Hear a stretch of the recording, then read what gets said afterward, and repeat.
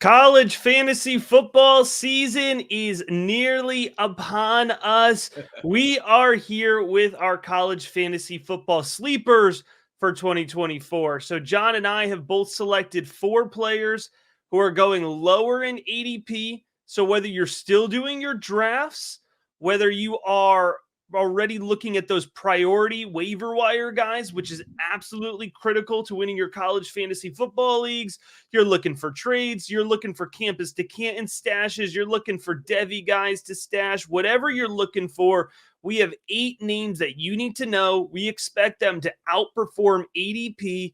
Everybody on our list has an ADP of 100 or later. We've got guys in the 200s. So we are giving you a range of depth here.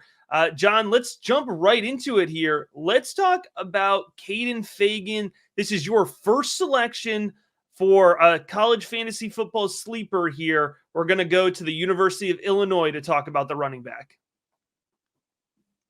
Matt, you know I love my big boys, and Cen Fagan is a big boy, literally 6'2", 250-pound sophomore.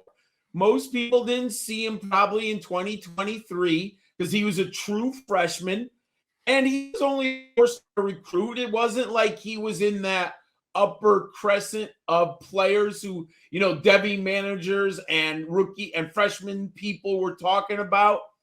But what I love is he lands at Illinois. And Coach Brett Bielema, he's going to ground and pound. And I did a lot of research over the summer, not only on Fagan, but on this Illinois team to try to get a perspective on them. Matt, check out the interior of their offensive line. Their center is 325, and their guards are 325 and 335. When Fagan runs in the 1 or 2 holes, that is 1,200 pounds of muscle and strength that opponents have to deal with. And when Bielema's been there, here are some of the players he has coached up from Wisconsin and Arkansas: P.J. Hill, John Clay, Monty Ball, Alex Collins, Chase Brown a couple years ago. All of them scored over 18 touchdowns, and that was the lowest by Chase Brown. The highest is Monty Ball with 61. I don't think Fagan's going to score over 25 touchdowns, but Matt, 15 touchdowns, 1,000 yards rushing for this bowling ball is clearly within the realm of outcomes. I like him. Not yet sure his Devi NFL potential. Athleticism matters, but I will say this.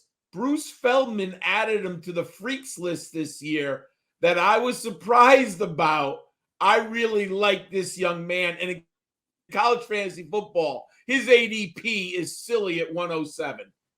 Yeah, ADP of 107 there. If you're not getting, locking down your running back 2 or running back 3 spot, in those first 5 rounds, I think Fagan is a really nice alternate. You're seeing him go off the board round 8, round 9.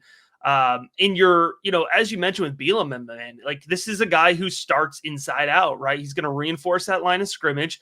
I think Luke Altmaier, the quarterback, looked fine for Illinois, but they're not going to be leaning on Altmaier or expecting the passing game to get them wins in the Big Ten here. So I think that Fagan is going to be a necessary part of that Illinois team. And I think there's a little scheme proof here in the sense of game script proof. That's the word I was looking for. Even if Illinois goes down early, they're still going to run the ball. They're not pivoting off of that run game. Even if they are down 2 scores going into the third quarter, it's part of their identity. So a part of the identity here of my pick is, the Toledo Rockets offense just being fast, right? This is a team that's been known for the MAC, really lighting it up, kind of outplaying, out-talenting, a little outsizing, MAC competition over the last couple of years.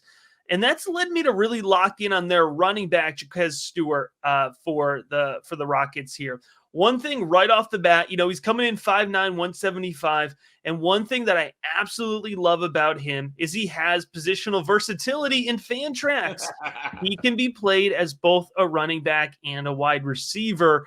And that's something that I really like, right? Because as you kind of get into the depths of the season, man, like it can be hard. If you're in a start 2 running back or a start 3 wide receiver, things can get pretty thin when you get to week 8, week 9, right? And these injuries start piling up. Last season, then I understand why he's flying under the radar, right? Because if you look at just his stats last season, they're fine. 101 carries, 475 yards, 4.7 yards a carry, 5 touchdowns, 11 receptions, 139 yards. All right. So what's there to be so excited about? You look at this Toledo offense, look at the vacated carries here, folks. Penny Boone, 194 carries. Is he at UCF? He's on his 12th college. So regardless, he's not in the state of Ohio anymore. That's 194 carries. The other guy who was toting the rock last season was DeQuan Finn, the quarterback. DeQuan Finn is off to Baylor. So you're looking at, over 320, 315 vacated carries here.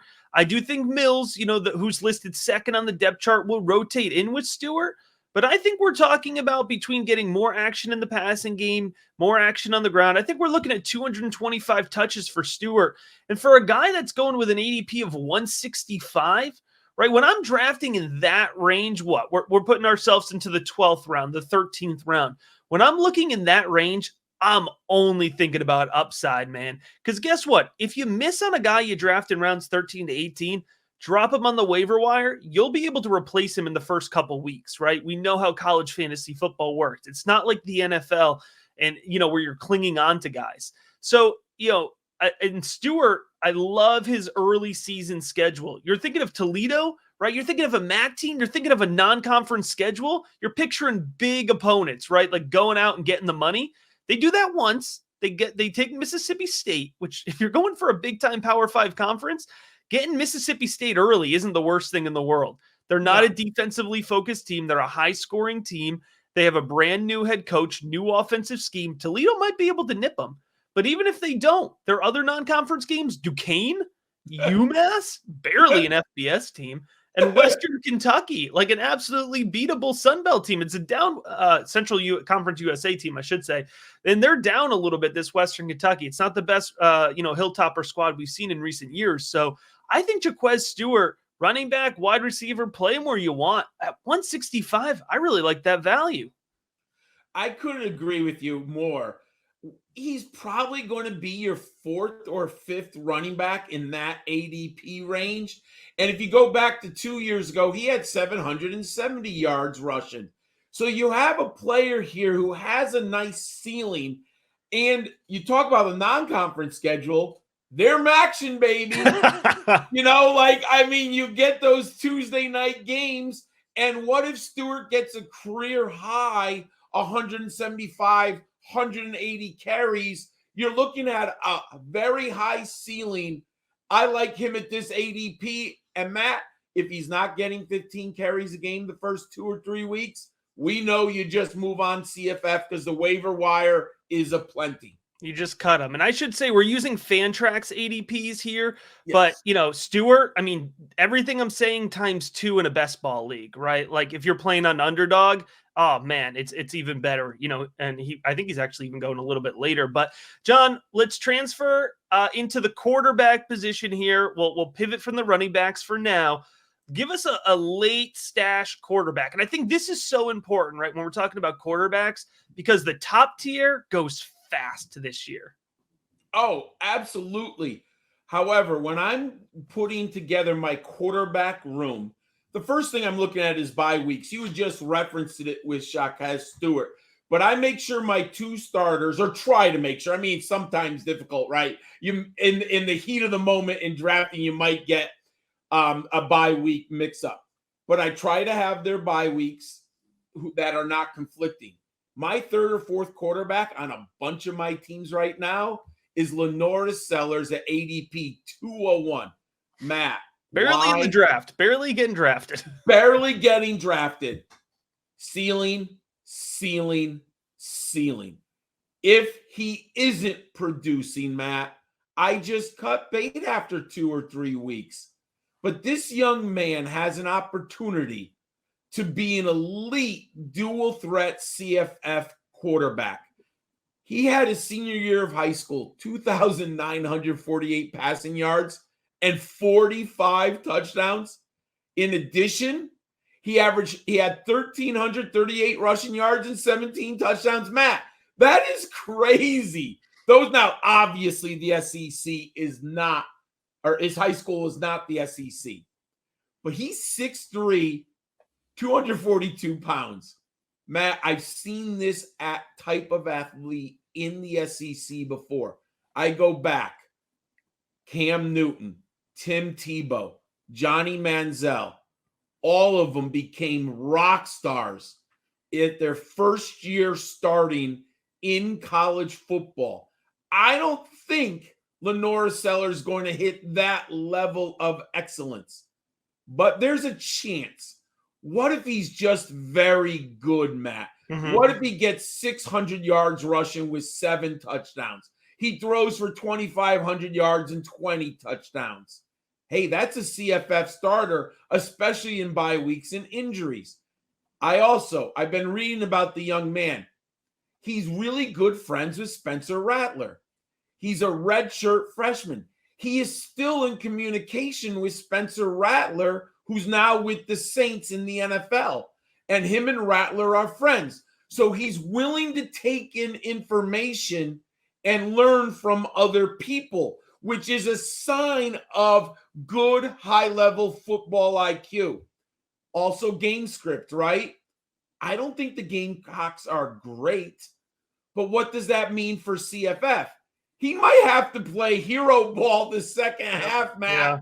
And I'm all in on hero ball. I mean, what if he, I've seen this before, these incredible athletes. Maybe he has to run for 2 touchdowns in the third and fourth quarter. I like Lenora Sellers. He's probably on your waiver wire in your traditional 12-team CFF league. Go get him, everyone. Yeah, I think the Gamecocks might be running like a quasi triple option there this year. I mean, they might, right? Yeah.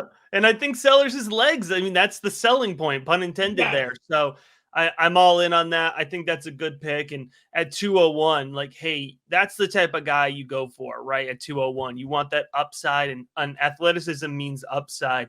I'm going to go to the ACC here. I'm going to talk about Georgia Tech, and I want to talk about Eric Singleton. Now, I'm going to give credit here because I saw a little Singleton live last year, but I'm not tuned into the Yellow Jackets each and every week. Let's be honest here, folks.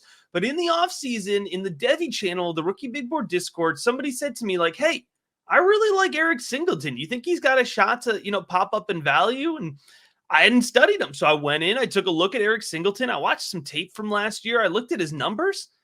I think Eric Singleton, man, he's got some real Devy value, but he's got a real chance in this context that we're talking about him to have a real nice leap in production in his true sophomore season.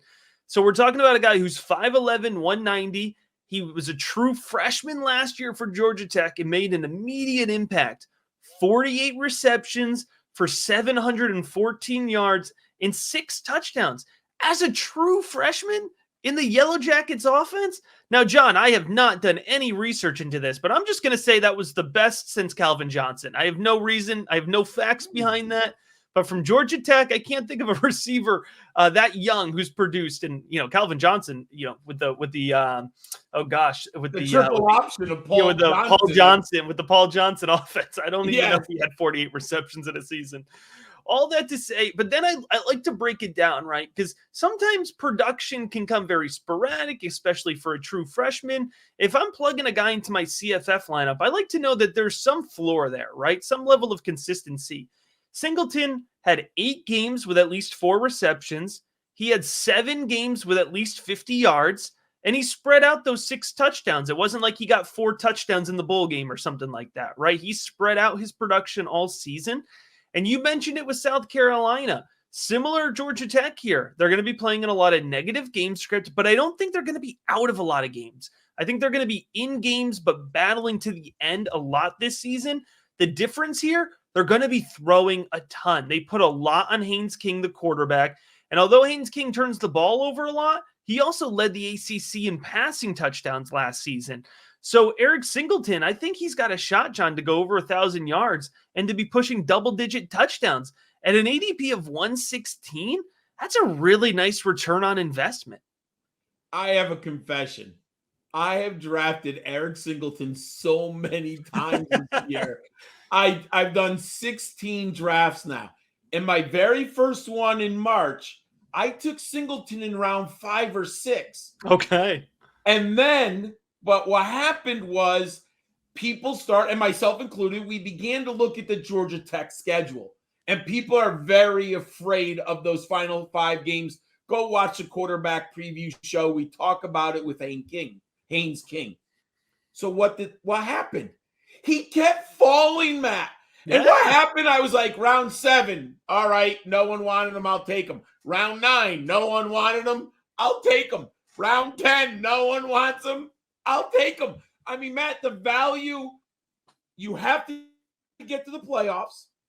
We can make a decision if we bench him or put him in the flex when we get there. But you said some very important things. I was really impressed with him freshman year. And the numbers are pretty amazing. Look at these first 6 games.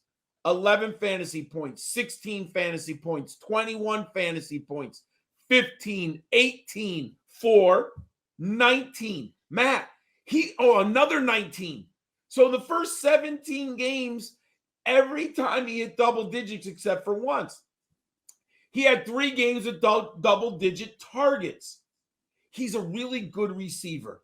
Yes, I understand the concern with the schedule, but Matt, if he gets me 800 yards in the first 7 games, I'll deal with the consequences of the playoff schedule later. He's a bargain at the price.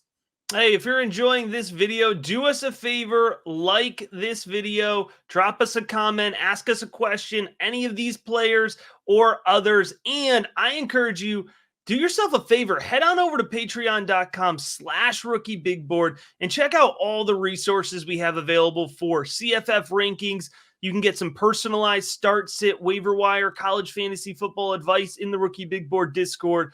But we also have dynasty rankings, rookie rankings, Devy rankings, in-depth analysis on everything from a freshman in college to a 15-year NFL vet, including 2024 season projections. Get ready to beat your league mates. Win that championship. Let the Rookie Big Board help you do it. Head on over to patreon.com/rookiebigboard to check out all the resources that we have. John, let's check out Chris Bell, wide receiver out of Louisville. We know there's a lot of vacated targets there, right? With Jamari Thrash off to the NFL. Why is Bell the wide receiver you're identifying in the offense? So Thrash is clearly part of the equation because he is in the NFL. Second part of the equation is Coach Jeff Brom. If you've been playing college fantasy football for years or you like college football, Jeff Brom coordinates incredible passing games. And he tends to target heavily one receiver on the outside. Now, early in the college fantasy draft process, Colin Lacey came over, and people were into Lacey coming over. But he's gotten injured now, and I think he's out 6 to 8 weeks. But I was on Team Bell the whole time. Matt, you know I like my big X receivers. He's 6'2", 220. And I got some tape of the spring game, and you can find it, and you can see Chris Bell's performance if you want. He had 3 catches for 126 yards and 2 scores. And if you hear the birds talking out of Louisville, there are reporters who are talking about him. The head coach talks about him. Everyone is chirping now about Chris Bell. I think he's going to dominate that X position on the outside. Jeff Brom, we know he's going to throw the football. And I probably have him in 10 of my 16 drafts right now. I didn't get him in the Kings Classic, but that's all right. You know, you get sniped in. And no one wants 100% exposure to any player. But I think this is a young man who is in a prime spot to smash. His 3rd year on campus, he's shown us flashes. But this is the year he breaks out in Coach Brom's system, Matt. My next guy is not a sleeper per se. You know the name, you know the offense, but I think it's a huge value. So I'm adding Will Howard into my sleepers conversation. Now, part of my, Devy rookie evaluation process is that I'll watch 30 to 35 of the guys who I think are going to be legitimate NFL draft prospects for next year's class during the summer period. And so I watched Will Howard's tape and I came in with some, leveled expectations. From what I had watched ahead of time, I said, maybe he sneaks into late day two. I got to tell you, I came away impressed with Will Howard. I think he can make the throws. I think he's more athletic than he's given credit for. And so when you put a guy who, his arm talent gets knocked, his processing gets knocked, I think it's perfectly fine. You put that in the Ohio State passing offense, I think you got plug and play serious production. Now, I'm not claiming he's going to be CJ Stroud, but for a guy going 132 overall, I think he could be a really solid quarterback too for you. That Ohio State team is loaded with weapons. Carnell Tate, Jeremiah Smith, who's super talented. By the way, Jeremiah Smith, I debated putting him into a slide as well here, but I didn't want to love him. Oh my God. I know, I didn't want to put two Buckeyes, right? But consider this a package deal. I think Jeremiah Smith, he's going later than Carnell Tate. I think that's a mistake, right? And then, of course, you got Emeka Egbuka, who's giving Will Howard a great floor. And by the way, folks, a huge offensive line upgrade for Will Howard too, right? So you look at his last season at Kansas State, 61% completion, 2,643 yards, 24 touchdowns, and Will Howard was the rising tide, right? He was bringing everybody up around him. He was carrying that offense. He ran the ball 81 times for 351 yards and 9 touchdowns. So now it's the other way around. Now everybody else is going to be supporting Will Howard. They're going to ask him to get it done on the ground. And also, there's a real good chance they ask him to get it done on the ground in the red zone. They couldn't figure out the red zone rushing player last year. Will Howard at 6'4", 237, he could be the red zone rushing guy, So I think there's a lot of upside here. I think we've got a real shot at, 35, 40 combined touchdowns on the ground and through the air for Will Howard. I think we got a shot at 32 to 3,500 combined yards. And at an ADP of 132, I think that's a real sweet spot to get him. I have him in my top 24 college fantasy football quarterbacks. And I'm actually still amazed at how few people are considering him a starter. When you're looking in mostly, right? He's getting drafted. So what, 132, you're looking at round 12? Yeah. If he's your third quarterback, Matt, and you mentioned this to us on one of the other shows, you were saying how you liked Will Howard, and I watched a little bit more from Kansas State, and I actually like him even more. And because of your comments, I've been reading some of the message boards and the group chats of Buckeyes. There's a lot of positive from the coaching staff and from everyone's talking about Will Howard. Now, when you talk about the Buckeyes, they are loaded. You mentioned Jeremiah Smith, but they have Emeka Egbuka. They have Carnell Tate. They have Trevion Henderson. They have Quinshon Judkins. This man has never been surrounded by that much talent, my friend. Also, with Chip Kelly and Ryan Day, Matt, they're going to be willing to put 45, 55 points up on opponents. They're not going to take the gas off the pedal. Yes. Yeah, the Chip Kelly, thank you. The Chip Kelly offense is also very mobile quarterback friendly. Yes, and they're not going to sit there at 32-3 and pull the dogs off. They're like, we need the number 1 seed in the tournament. 100%. We want the national championship. I think he would love to get one of his players a Heisman. I don't think Ryan Day has had a Heisman winner. And who's at the center of all of it? Will Howard. Yeah. There's one thing I've learned in fantasy and just watching football for 40 years.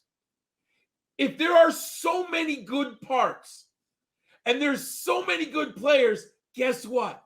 Draft the quarterback.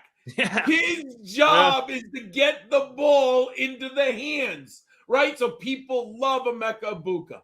People love Jeremiah Smith. People love the running backs. And they're pass-catching running backs. Well, who's throwing the ball? Right. Will Howard, and I think other than Jeremiah Smith, Will Howard is the cheapest player in the Buckeyes offense. Man, I've had him as my fourth quarterback on some teams. It's a no-brainer, my friends. 100%. John, take us into the depths of the tight end position. We're going deep here, man. We're giving you a tight end with an ADP of 184. Well, at least in the drafts I am, and looking at ADP, people are dumpster diving. There's no Brock Bowers. Last year, people were really high on Arondé Gadsden, but he's even going in the 5th, sometimes 6th round. No one's willing to pull the trigger. So what does that tell me? People are dumpster diving. They all have their favorite players. And what has happened over the course of the year? I've looked more and more into Jack Velling. I've always had him in the top 12, but I started to do some look. And if you don't know, people, Jonathan Smith was the coach at Oregon State. And Jonathan Smith brought Jack Velling with him over to Michigan State, along with their quarterback, Aiden Childs. If you look at Jack Velling, Matt, very quietly, he's been kind of sneaky good. In his first 2 years, he started immediately as a true freshman, and he had 8 touchdowns last year and 3 touchdowns as a true freshman. In 2 years, he has 45 receptions for 719 yards. I'm not in love with the Michigan State team yet. They have a quarterback, Aiden Childs, who I think is very underrated. They have Nathan Carter, the running back, who used to be at UConn. I've seen him play. He had some early games last year where he was productive. And they have Jack Velling. The one thing I'll say about Jonathan Smith, the Spartans will punch you in the mouth. The Spartans will play hard, and they'll be competitive. I mean, if you've seen the Beavers over his tenure, the one thing I can say about Oregon State under Jonathan Smith, you better put your big boy pants on, because he's going to punch you. And I'll say this, a lot of the Pac-12 teams, I don't think anyone really liked playing the Beavers because, in general, they're not as physical. So the Beavers came to town and they just were willing to punch you in the face. I think Michigan State's going to punch you in the face. And if you ask me who will lead the team in receiving, I think Jack Velling might be the guy, because I look at their wide receiver depth chart. I don't like the Spartans receivers. Matt, they might have someone who we don't know about. They might have someone who sees expectations, but I don't think there's anyone in there that you have to worry about. I think Jack Velling is their best receiver. I love him at 184? So you're looking around 15? I'll take it all day. John, I only have one problem with this take. The only problem that I have with it is that you didn't tell me it 2 weeks ago, all right? Because I'm in, man.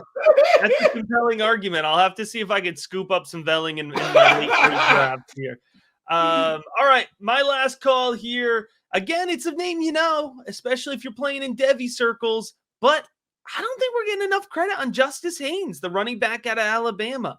John, I'm working on finalizing here my SEC preview article for the Rookie Big Board patrons. It's going to have about 70 different prospects to watch from across every SEC team. When I was doing my research on Alabama, making sure I got the edge, I already thought Justice Haynes was going to take a nice big jump this year, but I just convinced myself even more, right? So you're looking at Haynes, 5'11", 210, former 5-star prospect, and a true freshman in a Nick Saban offense at running back. If you even sniff the field, it's a huge stamp of approval, right? He had 21 carries for 137 yards. So when he got on the field, it was over 6 yards a carry. And he did have 2 touchdowns, 2 touchdowns on 21 carries. That's not bad, right? And if you go all the way back to his first spring game with Nick Saban, because he enrolled early, he got to that first spring game, and Nick Saban was actually hyping him up out of spring practice, which again, for a true freshman, for Nick Saban, that was a huge mark of approval. All right, so now Saban's gone, and there's an exodus at running back in the running back room, right? This is a running back room in Alabama. You always got to work your way up, for seniority under Nick Saban, but now it's a new game. Jason McClellan, he's off, right? Roydell Williams, who would have been next up in line, he transfers to Florida State. When you're supposedly the next running back up in seniority and you transfer out, there's probably a reason for that, right? You're looking down the depth chart. And I think he's looking down the depth chart at Justice Haynes, and he sees a super talented, super athletic, super explosive guy. And now for Haynes, there's almost 300 vacated rushes. And also, I think you can vacate some Jalen Milroe rushes because I think DeBoer's going to keep him in the pocket just a little bit more, right? And so I think Haynes has an opportunity to just absolutely smash. Also, folks, look at what Kalen DeBoer did with Dylan Johnson at Washington last season. I was going to say that. You beat me to it. Like, you got to absolutely love it. Dylan Johnson, 201 carries, 1,100 yards, 14 touchdowns, right? You have to think, man, DeBoer's going to look at Justice Haynes and say, this is a guy twice as talented, right? He's going to get him the ball. I expect 225 carries for Justice Haynes. I think he's going to go over 1,000 yards. And if you're telling me you can draft an 1,000-yard rusher in the 11th round of your rookie draft or your CFF drafts, I mean, come on, that's a smash play all day. Matt, I have come to the conclusion he's one of the better values. I do think there's a segment of the CFF, Debbie, dynasty community that likes Jam Miller. Yeah, and he'll get there. He'll rotate. And there are some, people are afraid that Miller and Haynes are going to share the backfield duties. But Matt, what we want to do in CFF is capture high upside ceiling type of players. Right. I was thinking the exact same thing with Dylan Johnson. If Hayes gets 65% of the touches in Kalen DeBoer's backfield, Matt, that is 1,100 yards and probably double-digit touchdowns. Now, you do have a running quarterback, so I get it, but DeBoer's offense will put up a lot of numbers. And if anyone watched Washington as much as Matt and I did, if you watch that game against USC, anyone knows how bad USC's defense was. DeBoer just basically gave the ball to Dylan Johnson and said, kill the clock, destroy that defense, and keep that USC offense of Caleb Williams off the field. So DeBoer does have, he has enough acumen as a head coach to say, hey, I've got to run the ball when it is necessary or the matchup dictates it. So if Justice Haynes is in one of those matchups where Alabama needs to kill clock or run the ball, DeBoer will do it. So I do agree with you. And again, 11th round, I'll take that for a possible Crimson Tide starting running back any day, Matt. All right, there you have it. 8 college fantasy football sleepers, ADP 100 or less to target in your final drafts or early on in the waiver wire or via trade where you can. If you want more in-depth insight into sleepers, into guys you want to know about, you want to talk college football, you want to get into our Patreon college football pick'em contest for the season, and so much more, head on over to patreon.com/rookiebigboard and join us. And we appreciate you checking out this episode of the Rookie Big Board.